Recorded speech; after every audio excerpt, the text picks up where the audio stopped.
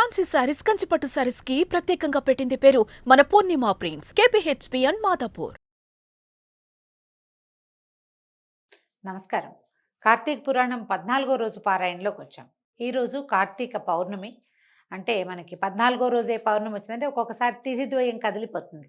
13వ రోజున 2 తిథులు కనపడుతున్నాయి. ఈ సంవత్సరం మనకి తిథులు కొంచెం దగ్గరగా ఉన్నాయి చూడండి.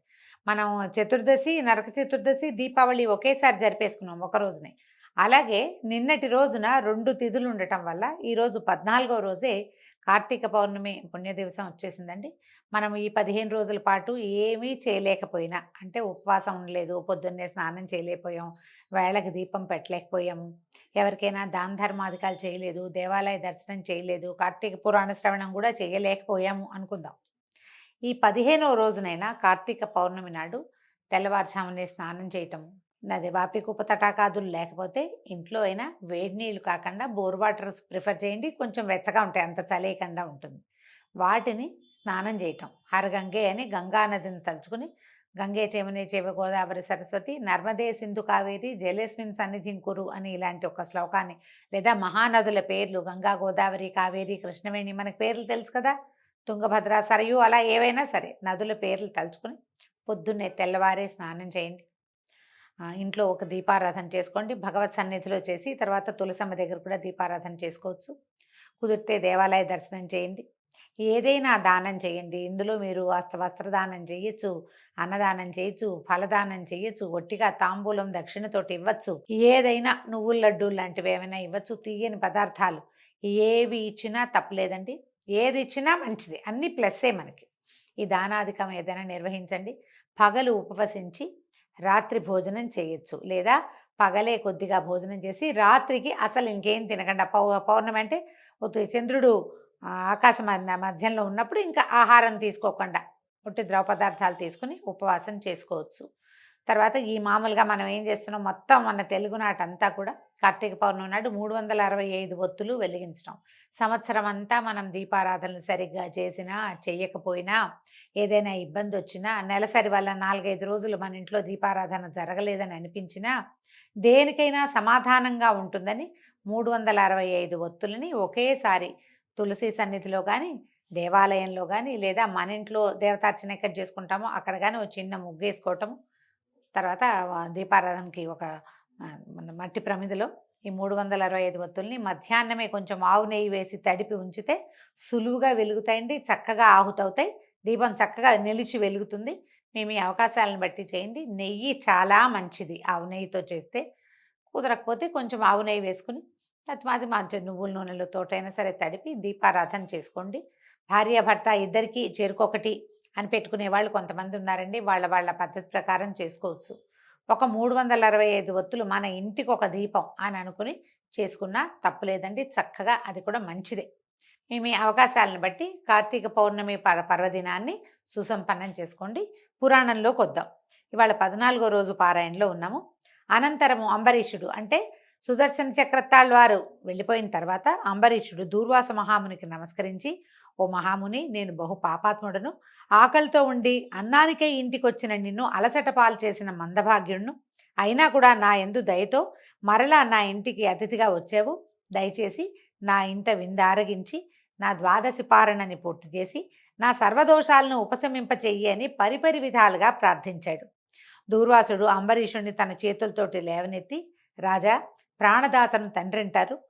ఇప్పుడు నువ్వు నా ప్రాణాలని కాపాడడం వల్ల నాకు పితృస్థానీయుడు అయ్యావు, తండ్రిగా భావించాలి. అయితే నిజానికి నేనే నీకు నమస్కరించాలి, కానీ బ్రాహ్మణులను, తాపసిని, నీకన్నా వయోవృద్ధుణ్ణి అయిన కారణంగా నా నమస్కారం నీకు కీడు కలిగిస్తుందే కానీ మేలు చేయదు. అందువల్ల నీకు నమస్కరించట్లేదని ఏమీ అనుకోవద్దు నాయన. నేను నిన్ను చాలా కష్టపెట్టాను, అయినా నువ్వు నాకు ప్రాణభిక్ష పెట్టావు. నీ వంటి ధర్మాత్మునితో కలిసి భోజనం చేయటం మహద్భాగ్యం నాది అని చెప్పి అంబరీషుడి యొక్క ఆతిథ్యాన్ని స్వీకరించాడు. ద్వాదశి పారణని అంబరీషుడితో కలిసి చేశాడు. తన ఆతిథ్యాన్ని స్వీకరించి విష్ణు భక్తుల మాహాత్మ్య ప్రకటనార్థం పరీక్షకునిగా వచ్చిన దూర్వాసుడు ఆ సత్కార్యం పూర్తి కావడంతో తన ఆశ్రమానికి తరలి వెళ్ళిపోయాడు. విష్ణు భక్తి కలిగిన వాడికి ఎలాంటి భగవత్ సాక్షాత్కారం లభిస్తుందో ఈ కథ వల్ల ప్రజలకి తెలియజేయటం కోసమే దూర్వాస మహాముని ఇతని అంబరీషుడి యొక్క ధర్మనిష్ట ఎలా ఉందో పరీక్షించి లోకానికి తెలియజేయటం కోసం దేవతల పనుపునే వచ్చాడని కూడా ఒక కథనం కనపడుతుందండి. పరీక్ష ముగిసింది, భోజనం చేసి ఆయన వెళ్ళిపోయాడు. కాబట్టి కార్తీక శుద్ధ ఏకాదశి నాడు ఉపవాస జాగరణలు చేసి, ద్వాదశి నాడు దానాదులను ఏదైనా దానం చేయటము, ఎవరికైనా భోజనం పెట్టటము, లేదా మోయనివ్వటము అంటే స్వయం పాకం ఇవ్వటము, దాన్ని అట్లా నిర్వర్తించి బ్రాహ్మణ సమేతుడై ద్వాదశి ఘడియలు దాటకుండా పారణం చేయటం వల్ల అన్ని పాపాలు అంతరించిపోతాయి. దానం చేసి భోజనం చేయమంటున్నారండి. అవకాశాన్ని బట్టి చెయ్యండి, ఎలా కుదిరితే అట్లా. ఈ పుణ్యగాథను చదివించినా, రాసినా, వినిపించినా, వినినా కూడా ఇహంలో సర్వసౌఖ్యాలని పొంది పరంలో ఉత్తమ పదాన్ని పొందుతారు. చెప్తున్న నేను, వింటున్న మీ అందరికీ కూడా మోక్షం లభిస్తుందని కార్తీక పురాణం చెప్తోందండి. తర్వాత చూద్దాం. పూర్వోక్త విధంగా సూతుడు వినిపించిన కార్తీక మహాత్మ్యాన్ని విని శౌనకాది ఋషులు, మహాభాగ కలియుగ కల్మషగతులు, రాగాది పాశయుక్త సంసారగ్రస్తులు అయిన సామాన్యులకి సునాయాసంగా లభించే పుణ్యమేది? అన్ని ధర్మాల్లోనూ అధికమైనదేది? దేవతలందరిలోకి దేవాధిదేవుడెవరు? దేనివల్ల మోక్షం కలుగుతుంది? మోహం దేనివల్ల నశిస్తుంది? జరామృత్యు పీడితులు, జడమతులు, మందులు, ధర్మ విచారణ సరైనదిగా తెలియని వారు అయినటువంటి ఈ కలికాలపు ప్రజలు తేలిగ్గా తెములుకుపోయే తెరువేమిటి అని అడిగారు. ఇది చూడండి, ఈ ప్రశ్నలన్నీ మన కోసమేనండి. ఎలా మోక్షం వస్తుంది? మోక్షం సంగతి పక్కకు పెడితే ముందు అసలు మనం ఎక్కడి వాళ్ళం, ఎక్కడి నుంచి ఎక్కడికి వచ్చాము, ఎక్కడికి వెళ్ళబోతాము, ఇదంతా ఎట్లా తెలియడం, మనకి ఎట్లా అర్థమవుతుంది? మనకు సాధారణంగా ఏం తెలుస్తుందండి, చిన్నప్పుడంతా నన్ను హాస్పిటల్ నుంచి తెచ్చారని నమ్ముతాం. మనం హాస్పిటల్ నుంచి తెచ్చారు, అమ్మ గర్భము అవి మనకు అర్థం కావు. ఒక వయసు వచ్చాక తెలుస్తుంది. అమ్మా నాన్నలకి పుట్టామనుకుంటాం. ఈ అమ్మా నాన్నలకి పుట్టకముందు మనం ఎక్కడున్నాము అనేది మనకు తెలియదు. పోనీ మరణించారు తండ్రులో తాతలో మరణాలు చూస్తాం. మరణిస్తే వాళ్ళు కదలకుండా ఉండిపోవటము, వాళ్ళని తీసుకెళ్ళి ఎందులో అయినా కలిపేయటం, ఏమైనా పంచభూతాల్లో కలిపేస్తాము. ఈ పంచభూతాల్లో కలిసిపోయింది ఎవరు? ఇందులో ఇందుకు ముందున్న కదలికగా ఉన్నవాడెవడు? వాడెక్కడికి వెళ్ళాడు? అతను ఏం చేస్తాడు? అతను ఎక్కడ పుడతాడు? మళ్ళీ ఈ రకమైన విచారణ మనకి ఎప్పుడైనా ఉంటుందండి? ఏముండదు. అందులో సైన్స్ లేదు, సోషల్ లేదు, అంచేత మనం ఏ విచారణ చేయము. ఏ విచారము లేకుండానే సాధారణంగా 99% జీవులు కడతేరిపోతూనే ఉంటాయండి. పశుపక్షాది జంతుజాలానికి ఏమీ తెలీదు. వాటి జీవితం ఎలా ఉన్నాయో ఋతువుల ప్రకారం అవి ఏం చేయాలో అవి చేసి వాటి ప్రకారం వెళ్ళిపోతాయి. మనుషులకు ఋతువులు లేవు, బాగా విచారణ ఉంటుంది, ఎంతో కొంత, బాగా కాబట్టి కొంత ఉంటుంది కదా. ఈ కథ నడిపిస్తూ ఉంటాం. అప్పుడప్పుడు కథలో మనకి 2-3 సార్లు ఈ విచారణ వస్తుందండి. ఏదైనా ప్రసూతి వైరాగ్యము, తర్వాత శ్మశాన వైరాగ్యము కలిగినప్పుడు. ప్రసూతి వైరాగ్యం అంటే ఈ పిల్లలు పుడుతున్నప్పుడు ఆడవాళ్ళు చావు కేకలు పెడుతుంటే అప్పుడు ఒకసారి ప్రసూతి వైరాగ్యం వస్తుంది మనకి. ఎవరైనా మరణించినప్పుడు శ్మశాన వైరాగ్యం వస్తుంది. అప్పుడు ఒక విచారణ మనసు లోపల వస్తుందన్నమాట. మనం ఏమిటిది, ఈ జీవితం ఇంత బుద్భుతప్రాయంగా ఉందేంటి అనిపిస్తుంది ఒకసారి. ఏమిటి, ఒక ప్రాణం పుట్టాలంటే ఇంకోటి ఇట్లా చచ్చేంతకే బాధపడాలా అని కూడా అనిపిస్తుంది. కానీ ఆ క్షణం గడిచాక, సంతానం కలిగాక, పిల్లలకు శిశువును చూశాక ఈ ప్రసూతి వ్యవహారాన్ని తల్లులు మర్చిపోతారు, ఆ విని బాధపడి విచారించిన వాళ్ళు మర్చిపోతాం. శ్మశాన వైరాగ్యం తెల్లవారేసరికల్లా అన్ని పనులు వచ్చేస్తాయి, అన్ని రకాల పనులు. సమాధానాలు చెప్పాలి, వాళ్ళకి వీళ్ళకి చెప్పాలి, వచ్చిన వాళ్ళకి సమాధానం చెప్పాలి, ఇల్లు వాకిలు చూడాలి, కర్మకాండలో ఏమిటో అవన్నీ నడిపించాలి. విచారిస్తూ కూర్చుంటామంటే విషయం నడవదు కదా. ఇక విచారణ లేదు, తాత్కాలిక వైరాగ్యాలు మాత్రమే వస్తాయి. ఈ వైరాగ్యాన్ని కంటిన్యూ చేయటం కానీ, దీని మీద పరిప్రశ్న మళ్ళీ మళ్ళీ మనని మనం ప్రశ్నించుకోవటం కానీ, ఎవరినైనా అడగటం కానీ మనం చెయ్యము. ఎప్పుడూ అత్యంత విషాదభరితమైన సంఘటనలు ఏవైనా జరిగినప్పుడు మనకి ప్రశ్నలు వస్తాయండి. ఆ ప్రశ్నలకి సమాధానాన్ని ఇట్లా ఏవైనా పురాణాల్లో మనం తెలుసుకోగలుగుతాం. మనంతటా మనకైతే ఏం ఆన్సర్లు రావండి, అన్నీ శేష ప్రశ్నలే ఇవి. మనకు అసలు అర్థం కాదు ఏం చేస్తున్నాము అని. అయితే ఇప్పుడు చెప్తున్నారు, మంచి ప్రశ్నలు వేశారని సూత మహాముని ఇట్లా చెప్తున్నారు. ఇలాంటి మంచి విషయాల గురించి ప్రసంగించుకోవటం వలన వివిధ తీర్థక్షేత్రాటన స్నానాల వల్ల, వివిధ యజ్ఞయాగాది నిర్వహణల వల్ల కలిగేటంతటి పుణ్యం లభిస్తుంది. ఇంతవరకు నేను మీకు చెప్పిన కార్తీక ఫలమే వేదోక్తమైనది. ఏమిటి ఇప్పుడు మనం ఇవన్నీ ఇట్లా డిస్కస్ చేయటం వల్ల ఏమవుతుందంటే, ఇవి వేరే వేరే ఊర్లు వెళ్ళి దేవతార్చన దేవాలయాలు చూసి అక్కడ తీర్థాటన చేసి స్నానం చేసి తర్వాత మన రకరకాల నది స్నానాలు చేస్తే ఎలాంటి ఫలితం లభిస్తుందో, ఇలా ఉత్తమ విచారణ వల్ల కూడా అలాంటి ఫలితమే లభిస్తుందట. వేదోక్తమైనది కార్తీక ఫలమే వేదోక్తమైనది. విష్ణానందకారకమైన కార్తీక వ్రతమే ఉత్తమ ధర్మము. కార్తీక వ్రతం అన్నిటికంటే ఉత్తమ ధర్మం, ప్రతివాడు ఆచరించవలసిందే దీన్ని. అయితే సర్వశాస్త్రాల్ని వివరించి చెప్పేందుకు నేను సమర్థుణ్ణి కాను, సమయము చాలదు గనక అన్ని శాస్త్రాలలోనూ ఉన్న సారాంశాన్ని చెప్తాను వినండి. విష్ణు భక్తి కన్నా తరుణోపాయము లేదు. ఈయన విష్ణు భక్తి గురించి చెప్తున్నాడండి. శివభక్తి కంటే కూడా తరుణోపాయం లేదు అనేది కూడా మనం ఇంకొక చోట ఇదే పురాణంలో వింటాం.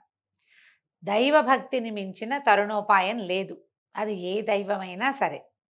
అయితే ఈ దైవగాథల్ని వినేవాళ్ళు విగత పాపులై నరకదూరులై ఉంటారు. హరిహరుల ప్రీతి కోసము స్నాన దాన జప పూజ దీపారాధనాదులు చేసే వాళ్ళకి పాపాలన్నీ వాటికవే పటాపంచలైపోతాయి. అందుకని మనం ఏం చెప్తా అంటే రోజు నిత్య దీపారాధన చేస్తారు, చాలామంది చేస్తాం. ఒకవేళ నిత్య దీపారాధన కుదరదు, చెయ్యరు. కార్తీకంలో ప్రత్యేకంగా దానము, దీపము, స్నానము ఇవే కదా విధులు కదా. కాబట్టి కనీసం ఈ కార్తీకంలో అయినా దీపారాధన చేసుకోవటం, ఇంట్లో కుదరకపోతే దేవాలయంలో దీపారాధన చేయి.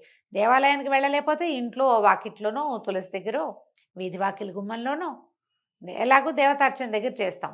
ఇలా చేయటం వల్ల ఏమవుతుందంటే ఈ సంవత్సరం అంతా చేయలేకపోయిన దాని సమస్య తీరి మనకి ఫలవంతం అవుతుంది మనం చేసినది. ఇంకా అక్కడి నుంచి స్నానం మనం నిత్యం చేసేదే, రోజు స్నానం చేస్తాం కదా. ఈ రోజు స్నానం చేయలేని దేశాల వాళ్ళది కథలు మనకు తెలియవు, అసలు మన పురాణాల్లో అవి లేనే లేవు. అందరూ స్నానం చేయాల్సిందే. ఎవడైతే స్నానం చేయడో వాడు మ్లేచ్ఛుడు, వేదవాక్యుడు అని చెప్తారు. నిత్యము స్నానం చేయాలి. ఈ నిత్యం చేసే స్నానాన్ని ఏదో 8కో 9కో 10, 11కో కాకుండా ప్రాతకాలానికి ముందే గనక స్నానం చేసి, స్నానం చేశాక నువ్వు అలవాటుగా చేసేటువంటి దీపారాధనని తెల్లవారుజామునే సూర్యోదయాత్ పూర్వమే కనుక చేసేస్తే ఈ ఒక్క నెల రోజులు చెయ్యి, నువ్వు ఈ సంసార సాగరాన్ని దాటగలుగుతావు, సులువుగా ఈ కథని నడపగలుగుతావు. ఇది పనిచేస్తుంది. ఇది ఈ ధర్మం ఇలా నడుస్తుంది. రేపొద్దున ఫర్దర్గా ఇంకా సమస్యలు రాకుండా, జీవితం అంటేనే సమస్యలమయం కదా, ఇన్ని కెరటాలు రాకుండా ఏదో తేలికపాటి పిల్ల కెరటాల మధ్య ఉయ్యాలలుగుతూ జీవితం ముందుకెళ్ళిపోతుంది. అయితే సూర్యుడు తులారాశి యందుండే నెల రోజులు కూడా విడవకుండా కార్తీక వ్రతం ఆచరించే వాళ్ళు జీవన్ముక్తులవుతారు. కార్తీక వ్రతాన్ని చేయని వాళ్ళు కుల మత వయో లింగభేదరహితంగా అంధతామిశ్రం అనేటువంటి నరకాన్ని పొందుతారు. నరకాన్ని పొందుతామో పొందమో అది వేరే సంగతి అండి. పురాణంలో మాత్రం క్లియర్గా ఖచ్చితంగా మీరు ఇది తెలిసి, ఇది కార్తీక మాసం అని తెలిసి కూడా మీరు మాంసాహారం భోజనం చేస్తే నరకం తప్పదు. ఉల్లిపాయ తినకూడదు ఈ 4 పర్వదినాల్లో అయినా తిన్నాము, నరకం తప్పదు. స్నానం చేయాలని తెలుసు, లేచాం పొద్దున్నే ఏ ఫోనో చూసుకుంటూ కూర్చున్నాం, నరకం తప్పదు. అట్లా అన్నమాట.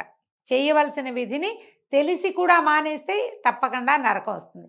తెలిసి ఎంతో కొంత చేయగలిగితే కొంచెం అందులోంచి బయటపడతామన్నమాట. కార్తీకంలో నదీ స్నానం చేసేవాళ్ళు, అందున కావేరీ నదీ స్నానం చేసిన వాళ్ళు దేవతలతో కీర్తించబడతారు, విష్ణులోకాన్ని చేరతారు. మనం గంగా, గోదావరి, కృష్ణ, ఎక్కడ తుంగభద్ర ఎక్కడైనా నదీ స్నానం చేయొచ్చండి. కావేరిలో చేసిన వాళ్ళు విష్ణు లోకాలకు చేరతారు. మిగిలిన నదుల్లో చేసిన వాళ్ళు కూడా తప్పకుండా పునర్జన్మరహితమైనటువంటి స్వర్గద్వారాలను చేరతారట. తర్వాత విష్ణువార్చన, కార్తీకంలో స్నానం చేసి విష్ణువార్చన చేసిన వాడు వైకుంఠాన్ని పొందుతాడు. కార్తీకంలో స్నానం చేసి లింగార్చన చేసిన వాడు శివసాయుధ్యాన్ని పొందుతాడు. ఈ వ్రతాచరణ చేయని వాళ్ళు 1000 సార్లు చండాలపు జన్మల పాలవుతారు. ఇది క్లియర్, అంటే చేయాల్సిందేనని బలవంతం కోసం చెప్పబడిన వాక్యాలండి ఇవి. సర్వశ్రేష్టము, హరిహర ప్రీతిదాయకము, పుణ్యకరము అయిన ఈ వ్రతాచరణము దుష్టులకు లభించదు. సూర్యుడు తులారాశిలో ఉండగా కార్తీక స్నాన దాన జప పూజాదులు చేసేవాళ్ళు సర్వదుఃఖ విముక్తులై మోక్షాన్ని పొందుతారు. దీపదానము, కంచుపాత్ర దానము, దీపారాధనము, ధన ఫల ధాన్య గృహాది దానాలు అమిత పుణ్య ఫలప్రదాలు. కార్తీక 30 రోజులు కార్తీక మహాత్మ్యాన్ని వినినా, పారాయణ చేసినా, వినిపించినా కూడా సకల పాపాలు నశించిపోతాయి, సంపత్తులు సంభవిస్తాయి, పుణ్యాత్ములు అవుతారు. ఇన్ని మాటలు ఎందుకు? హరిహరులకు ప్రీతిపాత్రమైన కార్తీక వ్రతాచరణ వల్ల ఇహపర సుఖాలు 2 కూడా కలుగుతాయి. దీంతో 14వ రోజు పారాయణ పూర్తయిందండి. రేపు ఉదయం 15వ రోజు మళ్ళీ కలుసుకుందాం. నమస్కారం.